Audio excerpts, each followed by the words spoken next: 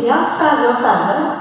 Egentligen skulle vi ju kasta av våra skor nu och ta en glas vin här uppe, men vi får vänta med det här 10 minuter. Och så har jag dessutom förberett den här presentationen på engelska, because I was told to do that.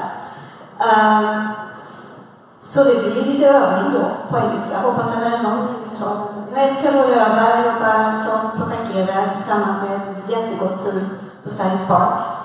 Och jag ska prata lite grann om innovationskultur och hur vi bygger upp en innovationskultur på engelska då. So these final 10 minutes will be all about innovation.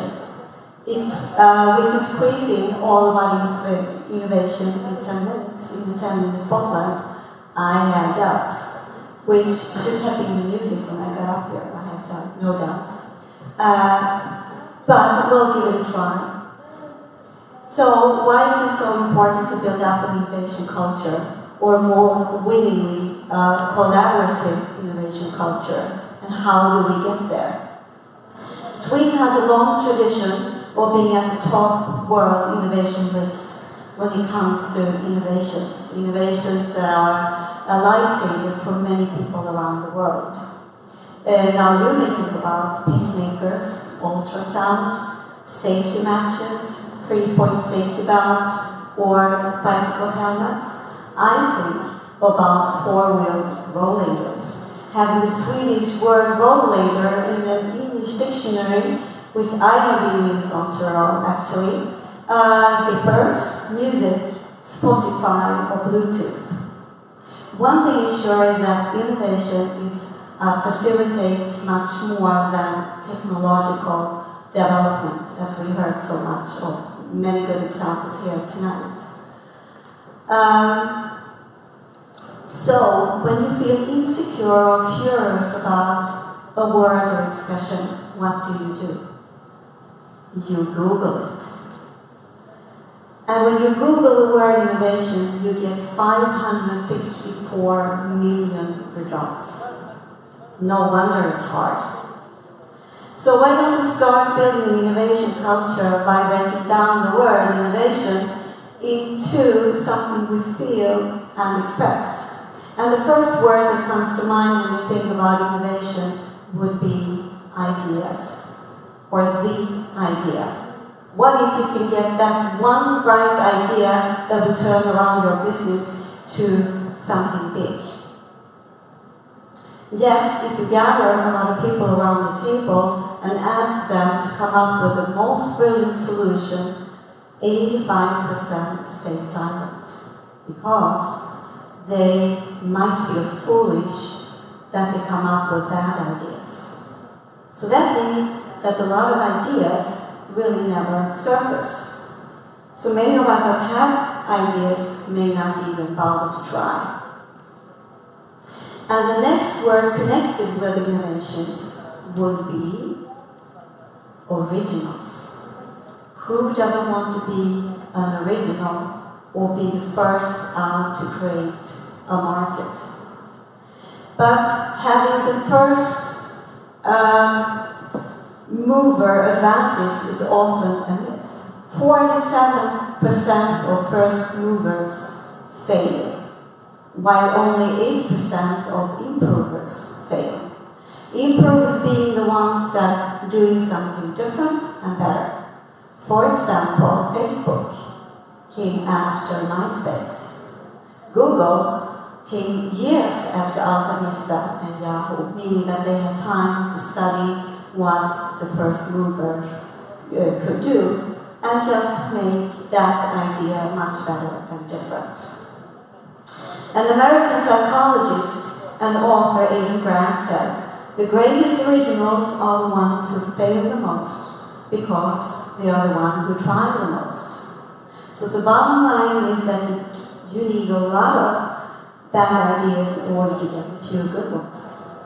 And to be original, you don't have to be first, you just have to be different and better. And to come up with a ton of ideas, you need to be creative. And how do you know creativity? How do you recognize creativity? And how do you become a creative person? I learned that creativity could be measured by the web browser you use. And not really about the web browser, but how you got it. Meaning that when you got your computer, you probably had Safari or Internet Explorer as your default program. And if you accepted that, you're not that creative. But if you ask yourself if is there another solution out there, a better solution out there, you may have downloaded Chrome or Firefox instead. You're supposed to be a more creative person. And did you know that if you have Chrome or Firefox, you stay 50% longer at your job? That could be the topic for the rest of the evening, asking people which web browser you use. Creativity is awesome, and having creative people around you can be very annoying. So how do you recognize a creative person? Well, they hate to stay within the box. They're always moving fast forward. When they have to explain facts, they are storytellers. And they always challenge status quo, have no pause buttons, and they act like a Four Seasons calendar, sometimes depressed, sometimes very happy. And they can't separate themselves from their work, meaning that they are terrible in taking criticism. And they always are beyond deadlines. So how many of you recognize that? Are you delaying or postponing things? Then you are a procrastinator. Have you heard about that word in English? Procrastinator. You are supposed, as a procrastinator, to be more creative than average. I'm one, quick to start but slow to finish. So I don't know if you have any students here left tonight, or maybe they're home or getting somewhere at the after party thing. But if you're a student and your academic leader is complaining that your paper is late, just tell them that you are a procrastinator and you are more creative than the average person out there. So the bottom line, innovators don't make a difference by redoing the status quo. They accomplish great things by being different. But how to be different? The opposite of being a procrastinator is a precrastinator. And precrastinators can always make you think a list of how to be creative, structure. Or you can spy and get inspired by others. Google, for example, employees at Google have the 70-20-10 rule. I don't know if you've heard about it. That means that 70% of their time should be focused on their core business. 20% of their time should be focused on developing their core business. And 10% of the time, they have to be innovative outside their core business at Google. And that is something that everybody has to do. Have you heard about the Östersund soccer team? That once a year they have to, the whole club are forced to do creative things. So they have done everything from dancing ballet to writing books to singing. So that's something different. At your office, you could, for example, next time you have a management meeting, take away all the chairs. And I bet it will be an effective meeting. That's doing something different. Or ask your co-workers if they have challenges or problems, should be work-related though, to put it up on the post-it notes, and another co-worker can bring it down and start creating ideas, bad or not, for solutions. The word that comes together with different will be diversity. And today, we are more than 10 million people in Sweden. In fact, exactly 10,171,524. And it's growing, and we are aging, as you can see. 24% of our population are born outside Sweden and another country of origin. And did you know that 60% of the students applying to universities are female? But when it comes to management positions, it's the reverse. 64% of managers are men, 36% women, and only 16% when it comes to CEO positions. So that made us think, do we educate women to non-management positions?